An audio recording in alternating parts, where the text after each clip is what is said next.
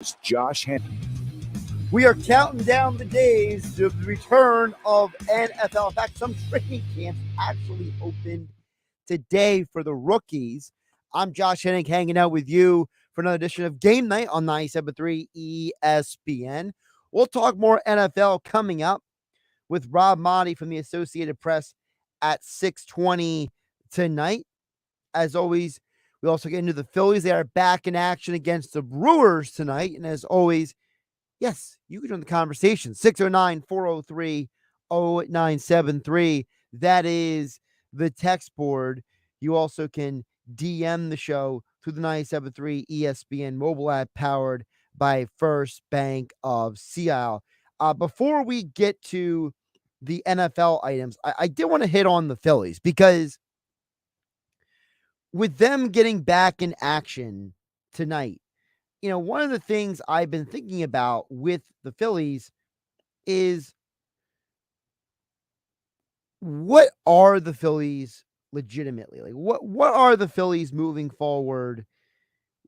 A fair expectation. It's one of my questions I like to ask a lot of guests because I think that we as sports fans sometimes project unfair expectations on the teams, on the athletes. And one of the unfair expectations that gets cast onto these teams is the fact that sometimes we think a team is better or worse than they really are. And we were talking about this yesterday on Game Night about the fact that what are the Phillies? What is a realistic expectation of them? And Mike Gill on the Sports Bash earlier today was talking about power rankings.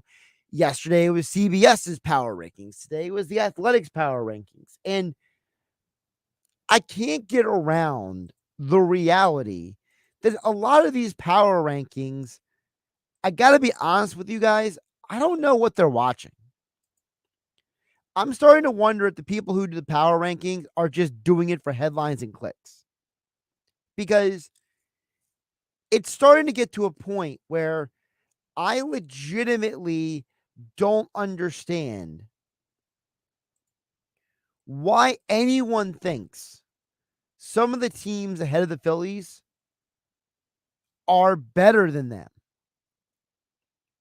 Now, if you want to tell me that a team is better equipped to win a championship,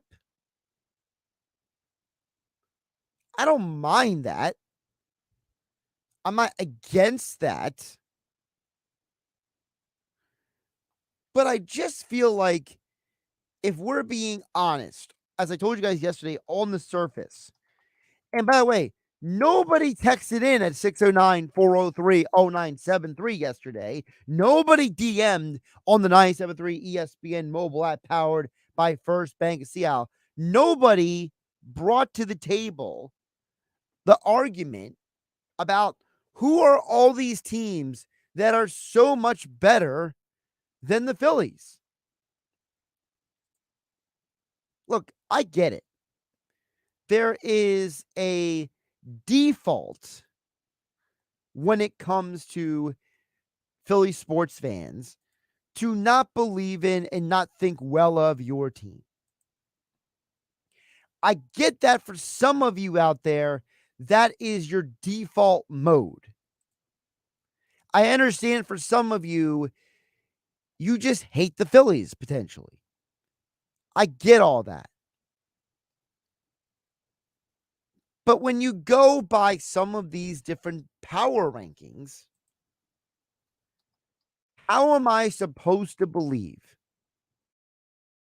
that any of these teams are that significantly better? Look, the people who work at The Athletic are some of my favorite things to read. There's some really good baseball writers over there, really good baseball people. Well, the problem is that after we all can agree with 1 and 2, Braves and Rays in the power rankings, I get why the Rangers are 3. I get why the Dodgers are 4. But then you have the Diamondbacks at 5. How am I supposed to rationalize a team that the Phillies beat? What was it? 5 out of 8 times or 6 out of 8 times, whatever the number was.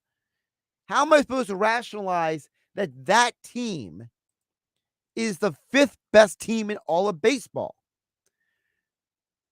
Yes, Zach Gallen and Merrill Kelly are really good pitchers, but the rest of their pitching staff is okay. It's not great. They don't have the Phillies' depth in their pitching rotation. They have some really good hitters, but I don't think their lineup is so much better than the Phillies. Again, sticking with the National League, the next National League team is the Marlins. I've been telling you guys for weeks, the Marlins don't have a great lineup. The numbers, if we're going to go by the numbers, the Phillies offense is better than the Marlins. The Phillies are the better offensive baseball team than Miami. All year they've been that way. And the Marlins, they had to send down their best pitcher, Yuri Perez, in order to ensure they don't overwork him. They optioned him down to take a break so they can run with him down the stretch run of the season. That's how fragile the Marlins situation is. The Cincinnati Reds are ahead of the Phillies on this power ranking list. The Reds' bullpen and starting staff are both exceptionally worse than the Phillies. And that's even with Alvarado injured. The Phillies lineup definitely has more hitters. Look, just because Ellie De La Cruz is arguably the most electric player in all of baseball right now doesn't mean that's enough to carry a team. I mean, the last time I checked, they're not even leading the division. They're 2 games behind the Brewers, who the Phillies play tonight. The Giants, their offense has almost no firepower. You think the Phillies have a power outage? Go look at the Giants hitters. Michael Conforto is their leading home run hitter. He's got 13 on the year, I believe. He's got 13 or 14. I'll double check. But they don't have a power in their lineup. You think the Phillies? You guys complain about the Phillies and Harper's lack of power and Schwarber's strikeouts. And it's like, well, the Giants leader has 13 home runs. Conforto, 13. J.D. Davis, 11. Jastrzemski, 11. Sable, 10. It's not a power hitting team. That's a team of slap hitters to the gap.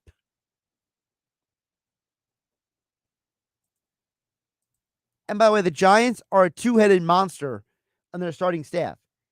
It's Webb and it's Cobb. And you're telling me you're taking Webb and Cobb, 2 guys, over Wheeler, Nola, Walker, Suarez. I'm not. And by the way, Brandon Crawford, he's been injured off and on this year, and he's arguably their most important player. They're lucky they've gotten the production that they've gotten out of Thairo Estrada. The Phillies are all the way down at 13. I think it's intellectually dishonest to have a team like the Phillies that far down the list when the teams ahead of them have more flaws than them. And it's not like the Marlins or the Reds or the Giants or even the Diamondbacks have so many more wins than the Phillies. There's only one team in the National League with 60 wins. That's the Braves. Dodgers have 54. Giants have 52. Diamondbacks have 52. Brewers have 52. Reds have 50. Marlins have 53. Phillies have how many? 51. Please let me know if my rationale is wrong at 609 403 0973. That's the text board. We're going to get into some NFL with Rob Maaddi coming up in about 10 minutes. And, it's not just because some teams have reported their rookies for training camp today. We're getting closer to the start of Eagles training camp. And one of the things that I have started watching is the quarterback show on Netflix. And if you watch that show, it's very obvious that these quarterbacks take way more of a beating than we realize, and that all these guys are playing hurt way more than I think people admit to. And I have to wonder, how many times does a quarterback make a mistake and it's actually the quarterback's fault? For as much value that we place on the quarterback position, how much of what happens down the down is actually the quarterback's fault? Peyton Manning mentioned in the quarterback Netflix documentary that the position of quarterback is the most difficult in all of sports because so much rides on your shoulders, and a team wins or loses with their quarterback. And it has to make you wonder, because they obviously chose three very different guys for this documentary. Patrick Mahomes, the best quarterback in the NFL. Kirk Cousins, the most polarizing quarterback, arguably, in the NFL. And Marcus Mariota, the Heisman Trophy winner, former second overall pick, who got run out of Atlanta last year and is the Eagles' backup this year. You guys know, if you listen to me long enough on 97.3 ESPN FM and 97.3 ESPN mobile app powered by First Bank of Seattle, you know that I've always told you guys, if the quarterback doesn't have an offensive line that can block and a wide receiver that can catch, he's almost useless. And you look at some of the footage that they show during this documentary, it has to make you wonder how many of the issues that some of these guys deal with week in and week out, game to game, quarter to quarter, half to half, whatever delineation you want to use, how many of the issues that go on with quarterbacks is because of the players around them not doing their jobs. They say in the documentary, it's the quarterback's job to know what everyone else's job is.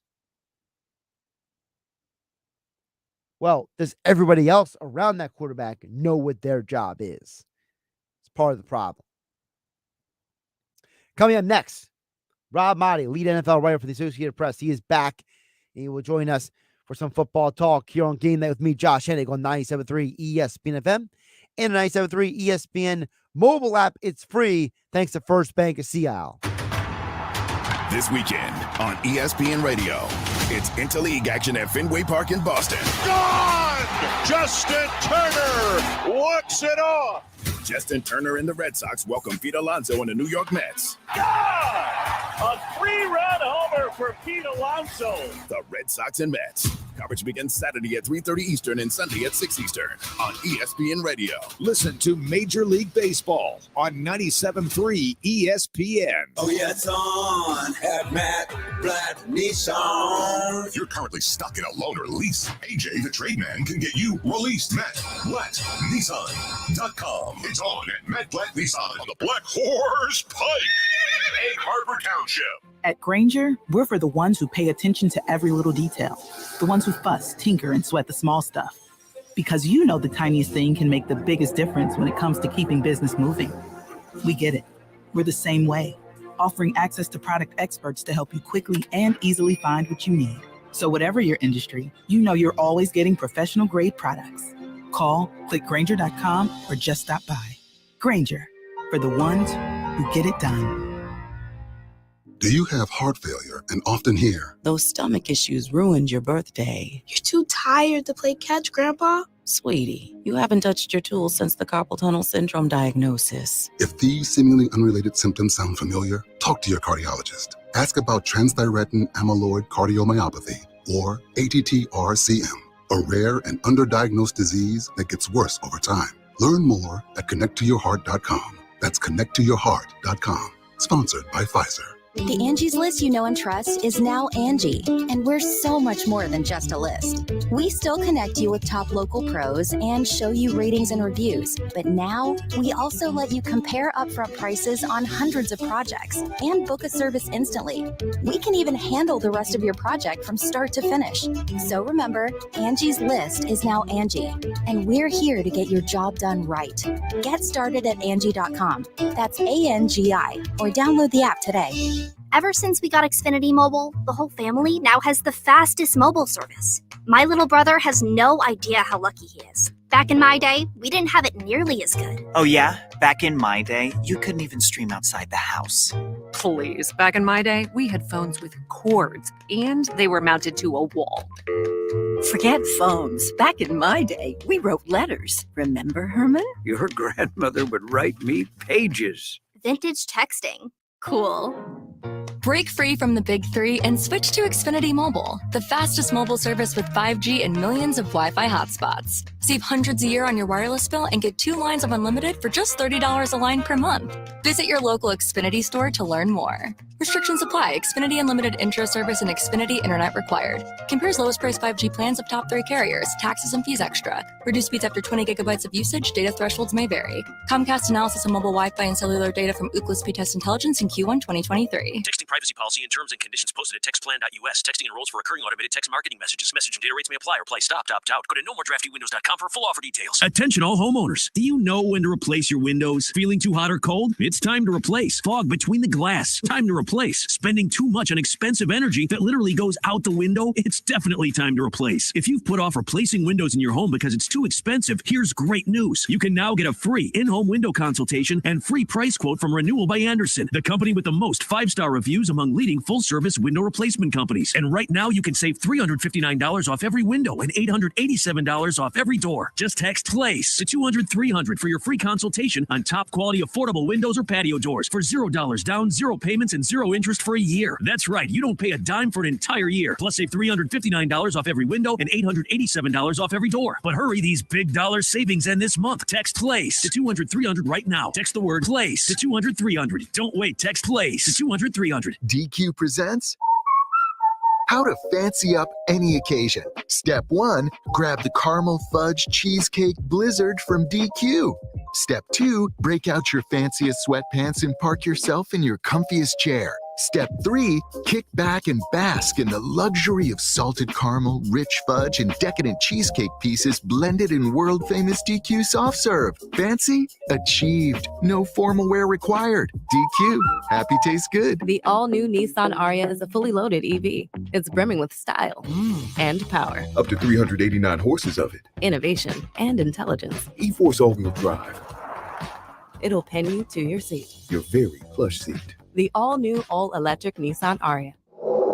E-Force cannot prevent collisions or provide enhanced traction in all conditions. E-Force and 389 horsepower available on Platinum Plus. Nissan calculation using 1-foot rollout testing with long-range battery and E-Force only in sport mode with E-Step off. These results on USA.com for details. Sail into summer in New Jersey. Stroll boardwalks or soar high on the rides. Enjoy iconic shores, history, and culture. From dazzling cities to charming countryside. Find it all at visitnj.org. You're listening to Game Night with Josh Hennig on 97.3 ESPN and the free mobile app. Well, there are certain NFL camps that already have rookies reporting. The Eagles will be in camp next week, so you know football season is coming up. It's coming upon us, and we don't have to talk about Joel Embiid and James Harden every single day anymore. Rob Maaddi from the Associated Press, he is back here on the show, here on 97.3 ESPN. Get some thoughts from him as the NFL season approaches. The NFL has been more and more in the news lately. Rob, welcome back. Hope you're doing well. Hope you're all refreshed and ready to go for the football season. How you doing? Oh man, I'm doing great. It's been a crazy busy day. Thinking that the NFL was not just quite ready to start, but with all the running back news yesterday, I'm working on a column. I want to say this, Josh. What we saw outrage as far as running backs taking to social media to express themselves. I've talked to a couple of guys today, and they're even more angry than they're showing on social. So it's pretty interesting. You mentioned about how angry they are.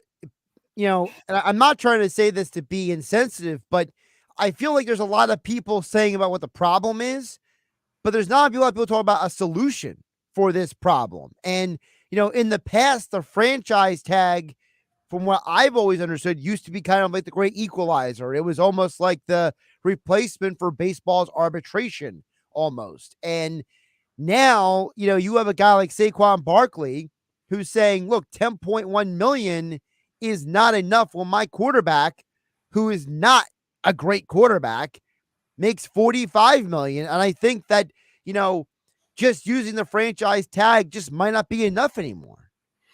And there really is no solution, Josh. Like, I don't know how you can fix this. Teams can pay players whatever they want to pay them based on what the market dictates. And running backs are valuable commodities, but I think they're being viewed now as luxury items, because what you're seeing, I did this research today for the column that I'm writing. I looked at every single team's leading rusher that's won a Super Bowl, okay?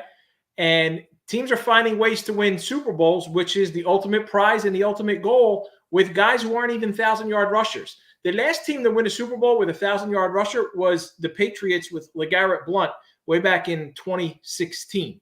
Over the last 15 years, Josh, only 3 Super Bowl champions in the last 15 years had a 1,000-yard rusher in the regular season. So teams are winning with Isaiah Pacheco in the 7th round, Damian Williams, undrafted free agent, Ronnie Hillman, Shane Vereen, who led the Patriots with 391 yards rushing one season. The entire season, he was their leading rusher at 309, and they won a Super Bowl with that guy. Ahmad Bradshaw, Brandon Jackson. Do you remember Brandon Jackson? I don't. He was the leading rusher for the Packers when they won the Super Bowl. The Patriots won with an Antoine Smith. Buccaneers, like, I'm going back. Michael Pittman. Edgar Bennett. These are the running backs that teams are winning. Like the days of Larry Zonka and Franco Harris and John Riggins and Marcus Allen, they're long gone. So that's what's unfortunate for these running backs. But then the argument for them is, well, yeah, we do. We run the ball, we catch the ball, we pass protect. We sometimes have to block and do other like we got to be versatile players, and yet you are treating us as less than, as not equal to even tight ends and some of these diva wide receivers. So it's a problem, but I don't know how there's a solution. But if I'm Saquon Barkley and I see Daniel freaking Jones making $45 million and you're a better football player than Daniel, like hands down, Saquon Barkley is a better football player. A kindergartner could tell you that. Then Daniel, like, it's mind boggling. But I don't. What do you do? I've heard, well, running backs need a union. Like, how's that going to happen? Then every position is going to get their own union. Like, how's that going to happen? No, that's not going to work at all. It's not going to work. All right, so I'm going to give you an idea, Rob. All right. Now, you've covered sports. You've covered the NFL a long time. So this is a bad idea. You can tell me, Josh, you're nuts, and we'll move on. Okay. My idea is steal what the NBA does. If a player's all pro, if a player gets a Pro Bowl, their salary automatically can go up based on that accomplishment. So, for example, if a guy's an all-pro, first team, all-pro, second team with the AP, for example, guess what? That guy qualifies for a certain salary. If they don't get AP, first, second team, they don't qualify for a certain salary. If you lead the league in rushing, you qualify for a certain salary, because in the NBA, you get the All-Star game, your NBA, all those teams, you automatically qualify for money. And if you don't get the money. Your thoughts? There's only going to be one all-pro running back, one second team all-pro running back for AP. If you do Pro Bowl, that loses its value because you got guys who don't go, and then you end up. I don't know. Maybe you have to do pro because there's then more of a pool on AFC, NFC. And potentially that's a way. I mean, these guys do have incentives built into their contract. If you make X amount of catches or X amount of yards, or you do get an All Pro, or you do get a Pro Bowl nominee, you do get whatever it is. Maybe it's not enough. Maybe that's one way to look at it. I don't know. How would that work within the salary cap constraints? It's hard. It's hard to find this solution, and like running backs as a whole going to walk out and hold out, and they find themselves in it. What they need is they need Derrick Henry to win a Super Bowl. They need Saquon Barkley or Josh Jacobs to lead his team to a Super Bowl, because we know the NFL is a copycat league. Now teams are winning with Patrick Mahomes, Tom Brady. It's been like quarterback driven. These are the guys who are leading the teams. Matthew Stafford a couple years ago, but I don't know. I don't see any solution. That might be one way if there's like a certain like pool. Is that a pool of money that goes to? But then other positions are going to want their cut, and suppose you're a wide receiver and you get certain stat level or certain honors. Are they going to do? Are they going to do it for them too? I mean, why not? Why not just do it for everybody? I mean, why should Daniel Jones get $45 million if he doesn't qualify for a certain tier of production? You know what I mean? Like, hey, you can't make $45 million unless you are at least in, I don't know, the top 10 passing touchdowns for the past season or something, or like, Jalen Hurts automatically gets in the tier because he's in the MVP finalist. Like there's a way you could do it across the board. I just think that not even looking at it, I just think is because I think with the NBA, and this is just my opinion, the NBA did this in part, Rob, because they realized that if guys were going to get big contracts, they might as well only give it to guys who deserve it, right? Mm-hmm. And in the NBA, you got like the bird rights. Like if you draft a guy, that guy's salary doesn't go 100% against your cap. It's almost like, a earmark on the cap. Maybe we can use the idea the quarterback salary doesn't count against the cap, and we just pay him a ridiculous amount of money. I mean, I don't know. I'm just thinking there's got to be a way to do this that's not, so crazy like having the running backs have their own union. Yeah, and unfortunately, like we see some of these things go in cycles, right? In sports, and what's trending now may not be trending 4 or 5, 6 years from now.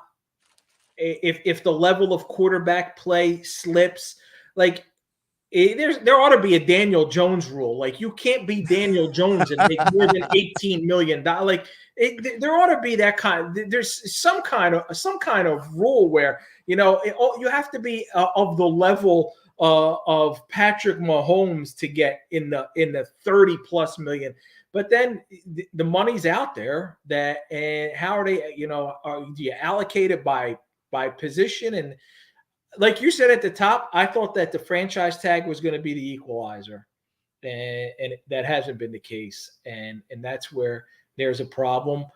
I don't think it's going to impact how these guys go out and perform, because now they're going to go out there with chips on their shoulder. But I wonder how many guys who are in high school getting recruited for college who play running back, hey, man, I'm going to go play receiver now, or I'm going to try and play a different position because you're not going to get paid the same. We're talking with AP lead NFL writer Rob Maaddi here on the Elite Acura Hotline here on Game Night on 97.3 ESPN, at Rob Maaddi on Twitter. Speaking of quarterback, I've been watching this Netflix quarterback show, and I got to tell you, Rob, I think I'm even more convinced than I ever was before that people don't respect the fact that the quarterback is the ultimate I need other people to do their job as well as mine position.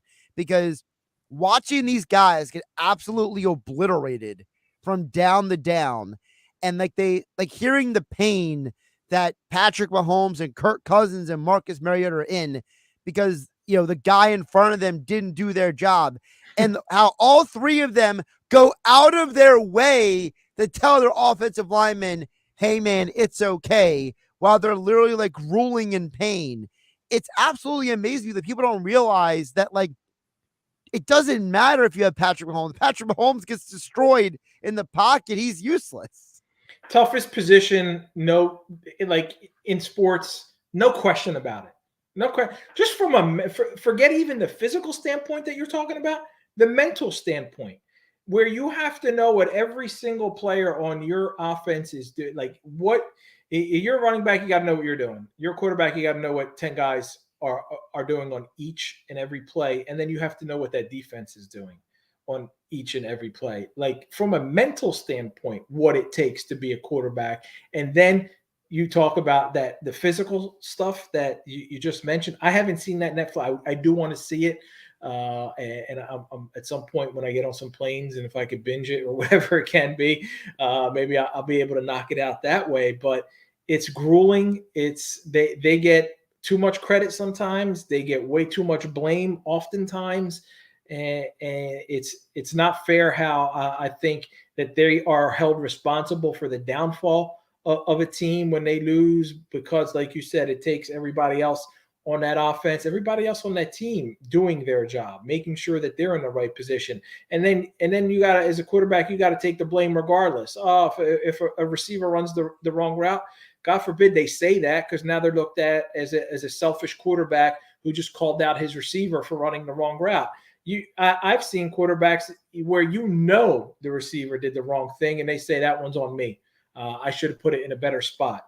No, you shouldn't have. You put it in the exact perfect spot, but your diva wideout right there didn't run the right route, or the running back missed a blitz protection and you got annihilated, or the offensive lineman just lost a one-on-one battle, or whatever it may be. So from that standpoint, yeah, whatever they get, they deserve, again, unless you're Daniel Jones. Unless you're Daniel Jones, right?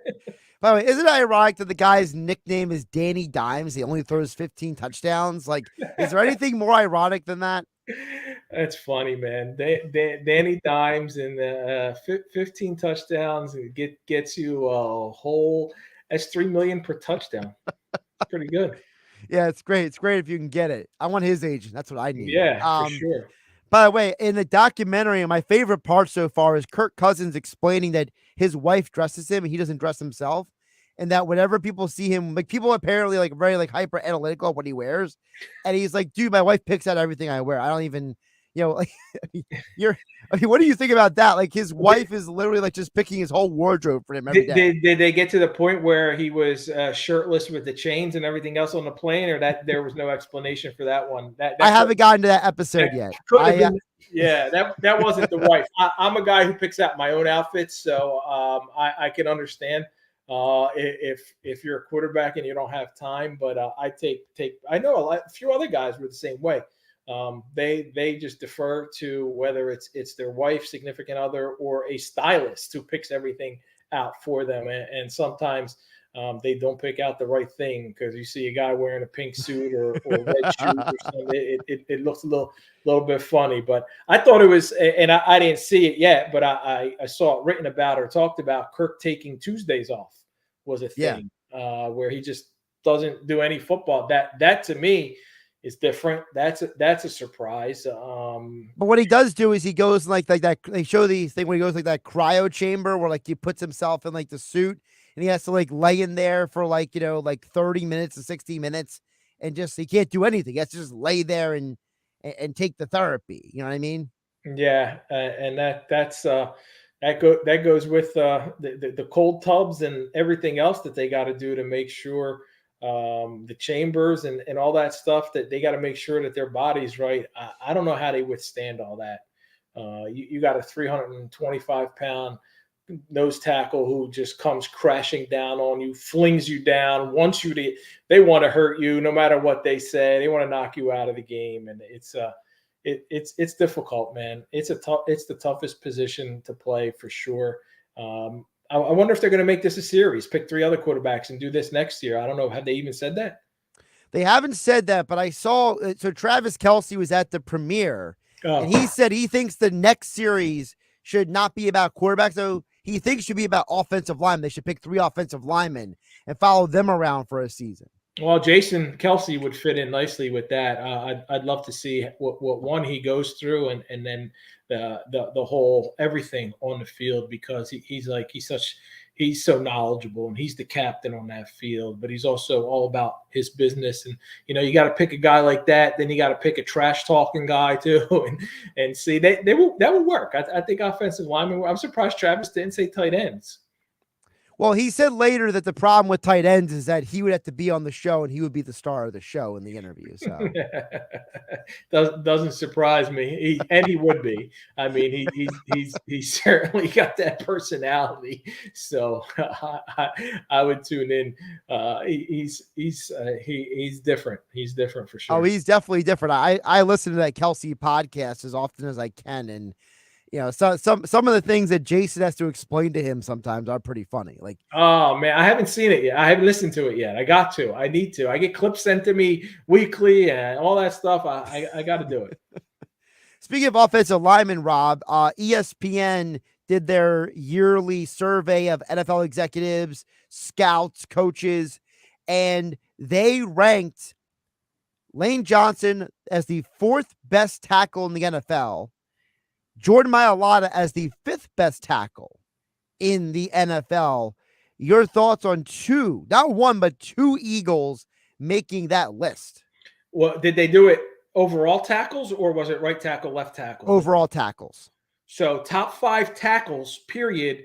And you had Jordan at 5 and Lane at 4. And I think Lane's status was hurt because by one guy who completely left them off, right? That is correct. Yep. And not just the top 5, top 10. And yeah, the one guy said that he was overhyped as an offensive lineman because of the system he plays in. Oh, wow. All right. Well, yeah, no, I think that's great for the Eagles, and certainly both guys are well deserving of it. I think that's for Mailata to come in at 5. I thought maybe all right at left tackle, but 5 overall tackles is pretty impressive. And for Lane to play the right side and be in there, because there's some top left tackles, and usually you're protecting the blind side, you're going to get more recognition for sure in the NFL. But the Eagles, where'd Jason Kelsey come in at center? Was he number 1? So Kelsey was on the interior offensive line list, and he was the number 1 center, but he was the 6th overall interior lineman. Okay, so they did it that way. All right, well. This is what you got to do in that downtime. We won't be seeing too many of these polls or anything else out there now that we're getting into training camp. Yeah, that's for sure. What is more impressive, though, about Lane Johnson? Is it the fact that he's not given up a sack since November of 2020, or the fact that under 5 months from getting torn adductor surgery, he's deadlifting 700 pounds? Which is truly remarkable. The fact that he even was playing through that last year, too, was just impressive. Shows what kind of toughness he has, and the kind of guy he is, wanted to be on the field and not miss anything. But he's an impressive person, and he's got a lot of mental toughness. And I know he went through a lot and he's openly talked about his mental health challenges. So to see where he is and where he's at right now, because sometimes you're going through some physical stuff, and that's going to affect your mental. So I'm happy that seemingly has not happened with him. I know some people have suggested, and let me ask you, Rob, because you talk to a lot of people, Lane Johnson's had a really good career, but is there a point where he could maybe have a Hall of Fame level career? Because like Jason Kelsey obviously is a Hall of Famer. I mean, that guy's resume is getting to the point where it's like he's one of 3 guys. Like he's starting to get into those kind of lists. You know what I mean?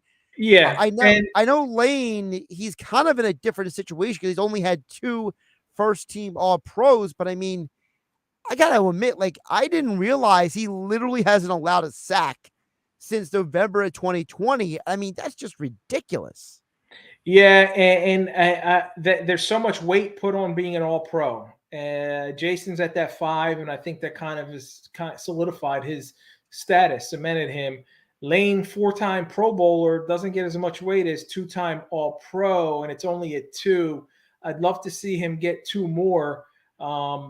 And he's helped the team win a Super Bowl. I think you look at the numbers of the success.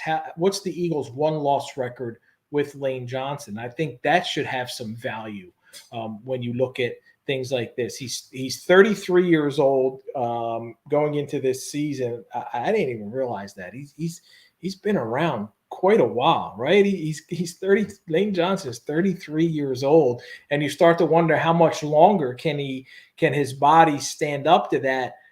He's not a slam dunk, and I think right now he's on the periphery. But if he puts together another All-Pro back-to-back years, I think he gets himself in that conversation. I think the other with Lane Johnson, how long does he want to keep playing? I mean, maybe the body can keep going, but maybe mentally he says, you know what, I've had a good run. Like, if the Eagles win another Super Bowl anytime soon, does Lane basically say, hey, you know what, guys, I got 2 rings. Life's good. I'm thankful. I'm here. I'm going to walk away now. You know what I mean? Yeah, and I don't think that's Lane. I don't think that's in his DNA. I think he loves it too much. But you never know when the guy's got to go through that kind of physical grind, and you're going through there's that mental grind and what he's been through and his background and all that stuff. All of it's possible. It'd be good for him to have that question in his mind, because that would mean, to your point, that they won the Super Bowl. So he's not thinking about walking away on top.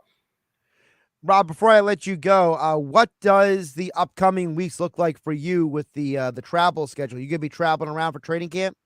I got the Hall of Fame game coming up, so I might get in a camp outside of Tampa before then. But that's coming up quickly. It's like another week and a half away, and all of a sudden we got a football game and we got the Hall of Fame game, and it's Aaron Rodgers, and he ain't gonna play. He probably won't even. I guess he'll go, but I can't see him playing. He's got to go with his team to stand on the sidelines. But we go with that, and then that weekend, what that looks like, and then I'll be sure at some point I got to hit the Eagles camp, and you get right in. It's going to be a grind, Josh. It's been a good couple months of a little bit of downtime here and there, but now that grind, I feel like a kid on his first day of school where you're like, oh, I love football, but it's a whole different perspective when it's you got this grind.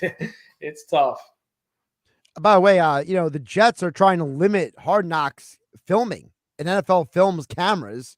Apparently, they're trying to limit them having the access they usually have, to the point where they don't want them to film the cuts this year. The players being cut. Good for the Jets. Speak up. Like, that was forced upon them, Josh. And they didn't want to, you got enough.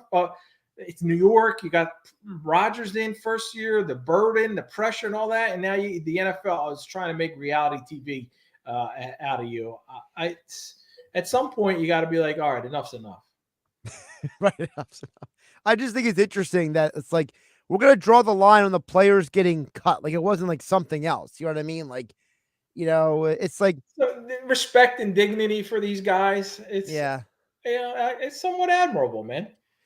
Just for me, it's like one of the most famous moments in Hard Knocks history was when Jeff Fisher cut Nick Foles and basically insinuated Nick Foles would never be good at football, basically. And then 2 years later, Nick Foles is out there winning a Super Bowl and Jeff Fisher doesn't have a job. Like, it was like this amazing moment that like keeps getting replayed every once in a while on social media. I got to find that one. I still have not seen that. Now you gave me something to look up. Yeah. The Jeff Fisher cutting Nick Foles is like the ultimate like cringe watching it, because like, I was never a big Jeff Fisher guy at all. Never. It's something about him. Oh, you're gonna like him less after watching that. Let me put it that way. I think Nick got the last laugh in that one. Oh, we got the last laugh, but I mean, like, I'm telling you, when I remember watching that Hard Knocks for 2016, I'm thinking, like, I'm watching Fisher cut him, and I'm thinking, man, that is a real, like, the way he just went about it was just so poor. Like, you got to see it. Trust me. You know what? It doesn't surprise me, given some of the things that I've heard. Let's put it that way. Yeah, cause I remember Nick Foles saying that, like, after him being cut by Jeff Fisher and the way it went down, like, that was one of the reasons why he thought about leaving football, was because, like, the way Jeff Fisher treated him made him think like, should I be playing in the NFL? Like the way that whole thing went. So I mean, kind of makes you wonder. That was like, and then he went to the Chiefs. Yeah, he contemplated retirement. He went to the Chiefs. He had the year with Andy and rekindled his love for football. And Jeff Fisher almost cost the Eagles a Super Bowl. That's right. Bottom line, if Nick would have not come back there. So I'm glad. You got to thank Andy Reid. Really, Eagles fans don't give Andy enough credit for helping them win that Super Bowl, right? You got to thank Andy. If he doesn't get Nick to want to play and come back, Nick never is in that position. And then the Eagles are trying to win with Nate Sudfeld, right? Instead of once Carson goes down, and that wasn't happening. You also got to thank Eagle fans need to thank Andy Reid for Doug Peterson too. So yeah, that's for sure. That's for sure. And I'm excited to see Dougie P in year 2. In Jacksonville. I think they're going to make a little bit of a leap. You look at some of the teams everybody talks about in the AFC, how tough it is, and Aaron Rodgers is there. Everybody's discounting the AFC South. I look at Dougie P, and that's a camp that maybe I got to get over to. We'll see what happens. Oh, it's not that too far for you, right? It's a few hours away, right? Yeah, it's up in that part of Florida. It's not quite Tampa. I'll just say that about Jacksonville. I hated it there. Is Rob Maaddi trying to say that South Florida and North Florida is like South Jersey and North Jersey? Is that what Rob Maaddi's trying to say? Yeah, it's a little bit of that. It's a little some of that stuff. I ventured a little further south this past weekend in the Bonita Springs. That's a nice area. It's a nice. You know what? Let me ask you this question, Josh. So I had opportunity to go on a boat to a private island with wife and her family. It's like 15 people. And I was like, all right, yeah, sounds great, whatever. And then they're like, oh, by the way, there's no bathroom on the boat, and there's no bathrooms at the private island. I was like, I'm out. There ain't no way. And I'm like, what do you do? They're like, oh, you just go in the ocean. I'm like, forget about it. I'm not peeing myself. I'm not number 2. None of that. How do you not have a bathroom? It's right. So I did a Twitter poll. It was 50-50. I couldn't believe the amount of people who would go. And I guess the 14 and my wife and her family, that they all went. They all had a great time. I'm like, so you're all telling me that the private island was your personal? Like, that's what boaters do. I'm like, if there's no boat on there's whatever. I thought it was it's not for me. I'm not. See, the domino effect, because if you don't have a bathroom, then how are you going to the bathroom? And then how are you washing your hands after you go to the bathroom? There you go. Right. All that stuff. Even if you're going in the ocean, it's salt water, it's this and that. I'm like, yeah, that's not a disinfectant. I was out. I didn't do it. Thank you for not being calling me a pansy. Listen, I'm all about, what's the saying? Cleanliness is next to godliness, Yeah. Yeah. I'm the guy who yells at other people in the bathroom when they don't wash their hands after going to the bathroom. Like, I never understood that. Be careful in press boxes, because now that we're like 3 years removed from COVID, everybody's back to their just germy ways of not watching, and it's disgusting. But sports writers are notorious for it. They're gross as it is, and they're never shaking. Gross as it is. Yeah, don't come up and try and shake my hand, because I just saw you in the bathroom and you didn't even, and like, if you're coming out of the toilet, and you know what, that's a whole level of disgusting and grossness, like beyond just standing at the urinal. If you're coming out of that toilet and you didn't wash your hands, I don't know how you're even touching food, man. That's bacteria. Like, yeah, I don't know how we got into this conversation. At Rob Maaddi on Twitter, if you want to follow for more of this conversation. Yeah. Lead NFL writer for the Associated Press. And he joined us here on the Elite Acura Hotline. Rob, appreciate you jumping on today. You got it, Josh. Take care, buddy. Josh Hennig here on Game Night on 97.3 ESPN. Of course, the Elite Acura Hotline, where you got to hear from Rob Maaddi. Visit Elite Acura during the summer, a performance event located on Route 73 North in Maple Shade, online at eliteacura.com. You haven't downloaded the 97.3 ESPN free mobile app?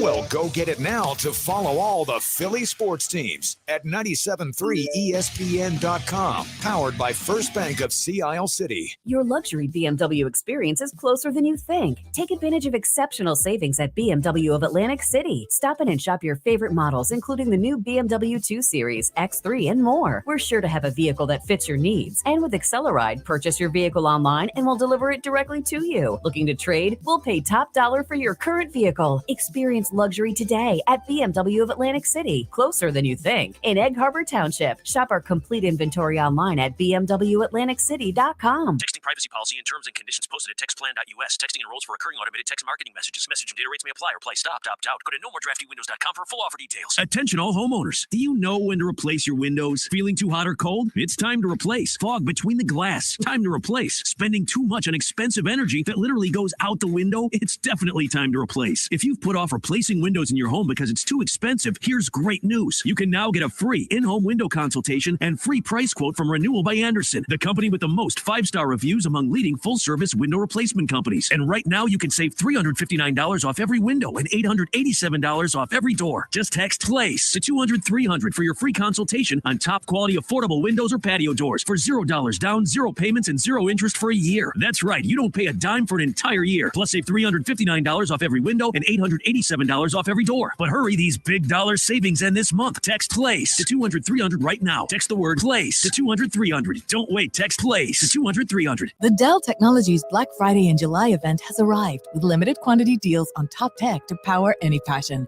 Save on select XPS PCs and more powered by the latest Intel Core processors. Plus, get savings on select monitors and accessories, free shipping, and monthly payment options with Dell Preferred Account. Save today by calling 877-ASK-DELL. That's 877-ASK-DELL. Offered to U.S. residents by WebBank, who determines qualifications for and terms of credit.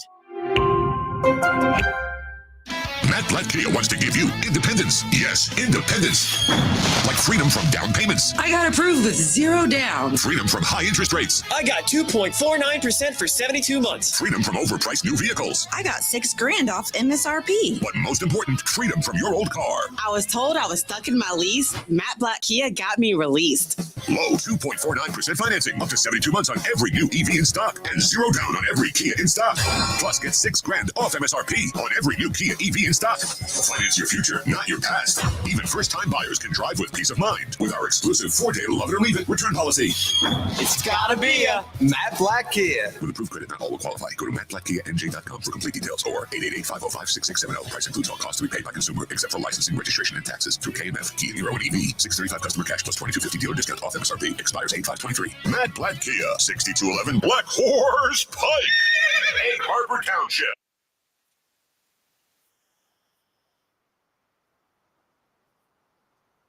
ESPN and the free mobile app. Thanks again to Rob Meyer for joining us. Went a little long. Sometimes the conversation just takes a life of its own. Text board, I'm going to get to you guys right now at 609-403-0973. Jeff in Ocean City chimes in and says, I believe most Philly fans thought this team would cruise into the playoffs instead of fighting for a wild card spot. I still believe this team is capable of a similar run as last year. That's from Jeff in Ocean City. You know, Jeff, it's interesting because when you think about the Phillies, I think you're right. I think some people thought this team would season play out differently than it has, not realizing this team is more similar to last year than dissimilar. And as a result, you are in an environment where you're still fighting for the wild card. I think that maybe there were some people who thought that, hey, we're going to contend for the division, and the division was never in reach, in my opinion. Dan in EHT chimes in and says, John Runyon, Trey Thomas, Jason Kelsey, Lane Johnson, Jason Peters may all be in the Hall of Fame one day. I think they should be. That's from Dan EHT. You know, Dan, it's interesting because Rob brought up a great point that if you don't get that all-pro nod, if you don't get that that number of all-pro appearances, that people tend to look at you differently. And I think the problem is for a guy like John Runyon, he was never a first-team all-pro. He was second-team all-pro, but he was only first. He was never first team. And I think that that is really the demerit. So, like for a guy like Jason Kelce, a guy like Jason Peters, they're definitely going to be in the Hall of Fame one day. I think Trey Thomas and Lane Johnson, that's more of a maybe over time they might get recognized and saying, hey, even though they weren't, 3-4 time first team all pros, and maybe it'll be different. Trey was a second team all pro once. So I have trouble seeing Thomas and Runyon getting into the Pro Football Hall of Fame one day. Lane still has a chance to make that road, and Kelce and Peters will definitely be there. George Summers Point says, hey, Josh, it's great to hear you, Rob, talk about the Eagles today, even though that we're not in their season yet, because it kept us from suffering through a rehash of more Sixers drama. LOL. That's from George Summers Point. George, I appreciate that. I hope you guys tune in Wednesday through Friday. I'll be filling in for Mike Gill on the Sports Bash from 2 to 6 on 97.3 ESP. Until then, have a great night, everybody. Health Update with Robin Stoloff, empowering you to live a healthier life. Children and adults can have fun learning